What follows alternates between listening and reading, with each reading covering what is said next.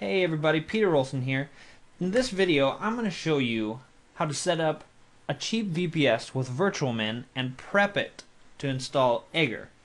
Now, what I'm not going to show you is how to install Aegir completely. MIG5 has a great video out for that, and I don't think I need to repeat much of the stuff that he says. And I'm also not going to show you how to completely use Virtualmin or Aegir. There are lots of other videos and documentation out there for that. So, let's get started. What we're going to use for hosting is BurstNet. It's $5.95 per month hosting, which is dirt cheap, and it's pretty easy to get started. So let's go to burst.net. Once you get there, click on Services, and then scroll down until you find Virtual Server, VPS, and then we're going to do a Linux package. Now the package I bought the package number 2, which is $10 a month, because it gives you a gig of RAM, but this will work just as well on the 512 month. So if you just want to experiment and test it out, go ahead and get that. So if you click Buy Now, and then you click on VPS number 1, basically you're just selecting what you just did. When you get to the order page, you got a bunch of different options to choose from. You can pay monthly, annually. You can choose your operating system. We're going to use Ubuntu 8.04 64-bit. The reason for this is Virtualmin's auto installer only supports certain Linux distributions. One of them is Ubuntu 8.04. I'm gonna go with it for that reason. Next is control panel. You don't want to pick any of these. Some of these are known for changing different settings in Linux, which we don't want to do because we want to run Aegir also on this. So for the rest of this, you don't need to pick any of these if you don't want to, just for a testing server, such as firewall, DDoS, stuff like that. Next, you're going to pick a host name. I just picked one that I had laying around from an old site, and then I went update cart. This lets you review and edit your configuration if you want. Again, just double check that you don't have a control panel and that you have Ubuntu 8.04. You can have 32-bit also, but I'm just going with the 64-bit. Then you click checkout.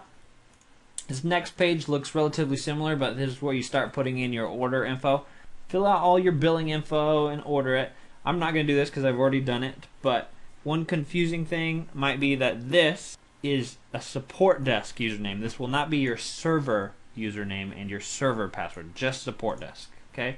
So after you order this, you'll be sent to a page that looks similar to this page. Now, this is my order confirmation page, and something weird about it was that they've got these little links down here where you can open a PDF and then you can fill out all your credit card info and then send it to them. That just seemed weird to me because I'm paying online. I don't want to send anything in. So I clicked on this little invoice link and then I was able to pay via PayPal in the upper right corner. One thing about BurstNet is I don't know if it's any good. All I know is that it's cheap. It got some decent reviews and some web hosting forums. Some people didn't like it, some people did. Most of the complaints were that it just took too long for their order to be completed. Mine took 3 hours, some of them saying, oh, it was taking me 2 weeks. And so just know that it might take a little bit to get your order. And I'm not guaranteeing that BurstNet is any good at all. I have no idea. After a little while, you'll get an email containing your account info that looks something like this. It's got all your account information and server information. The stuff we really care about is our VPS address.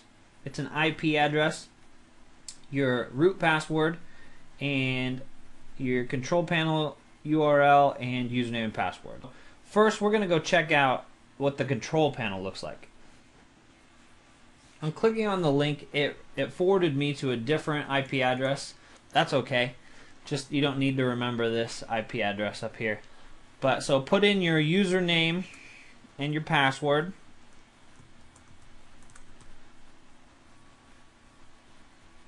And log in. And then you'll come to the portal. The portal is pretty basic.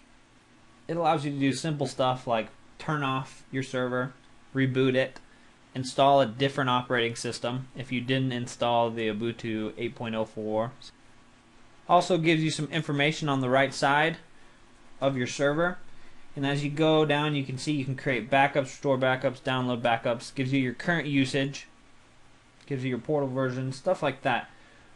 It also allows you to change your root password, update your portal account info, Also lets you look at your IP address. Just got a bunch of different stuff in here. One thing I did see in here was some sort of a notification system if you're maxing out your CPU usage or bandwidth, something like that. I don't see that in here, but not a super big deal, especially if we're just using this for testing. And another thing the control panel doesn't let you do is it doesn't let you directly access your server. You have to do that via SSH. So if you've never done that before, then this will be good. So to get started, you're going to need PuTTY. I recommend Auto PuTTY along with it, so download and install both Auto PuTTY and PuTTY. Then point Auto PuTTY via the options at PuTTY. Then we're going to point Auto PuTTY at your VPS, and I'll show you how to do that. Once you've got Auto PuTTY booted up, you can click this little symbol right here, and that will bring up your options. You can click PuTTY, and then you just point to where you extracted your portable PuTTY file. I downloaded mine just into my downloads folder, and I pointed at the puttyportable.exe file. Then I click OK, and then up at the top I'm going to type in burstnet-putty. Then I'm going to put in my IP address under hostname, and then for username I'm going to put in root, and password I'm going to put in the password that was given to me in that account email. Hit the plus sign and it will throw it in over here, and then you just double click on that. And it'll go bloop. You'll get a little thing that pops up like this, and this just makes sure that you want to accept the key file from your host. I'm just going to click yes. If that ever pops up again and I haven't specifically changed something on the server, then I know something's messed up, either on my server or someone's trying to hack me. First thing I'm going to do is reset my password. To do that, all I'm going to do is type in passwd, hit enter, type in my new password. Make it kind of complicated. Twice, hit enter. You're done. Don't screw it up or you might lock yourself out.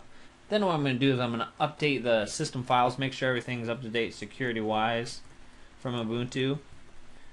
You do that just by typing in apt-get update. Hit enter.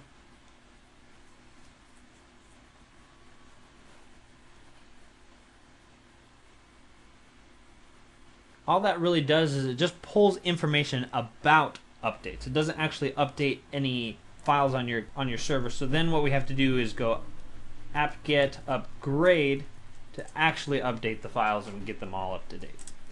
Just tell it yes, I want to do it. This might take a minute. Then what I'm going to do is I'm going to start following the Aegir install documentation. In this video, we're not going to get very far through this, but it'll start us out. So I'm going to scroll down. I'm going to find the generic Debian-based instructions. And I'm going to scroll down, and I'm going to start using the commands that it gives me to install. So you're just going to copy this, right-click, and it automatically throws it into PuTTY for you. Just hit enter. It'll install everything that you said to install if it wasn't already installed. Now in the middle of this, MySQL is going to pop up and ask you for the MySQL root password. So stick that in there real quick. It's going to ask you to repeat it.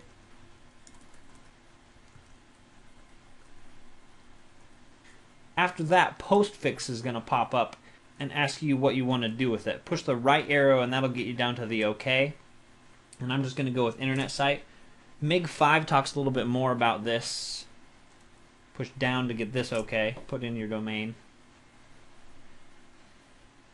MIG5 talks a little bit more about postfix in his video, so I'm not really going to talk about it.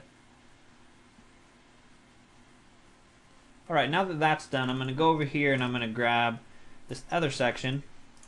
And what I'm also going to add to the end of this is Nano. Nano is a nice text editor that is pretty newbie friendly compared to what comes with with vanilla Ubuntu server. Check out the second part of the video to finish installing Virtualmin and finish your prep work.